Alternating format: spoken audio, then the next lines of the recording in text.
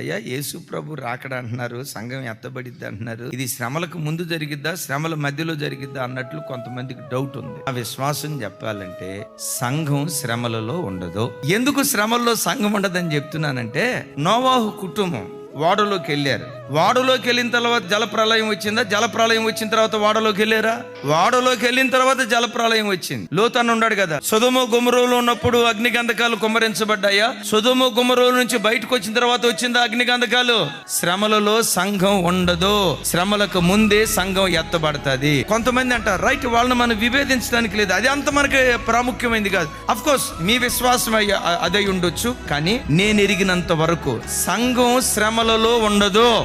జలప్రలయం రాక మునిపే, అగ్నిగంధకాలు కుమ్మరించబడక మునిపే, లోతు తప్పించబడ్డట్లుగా శ్రమలకు ముందే సంఘం ఎత్తబడుతుంది. మరి శ్రమల్లో ఎవరుంటారు? విడవబడిన సంఘం.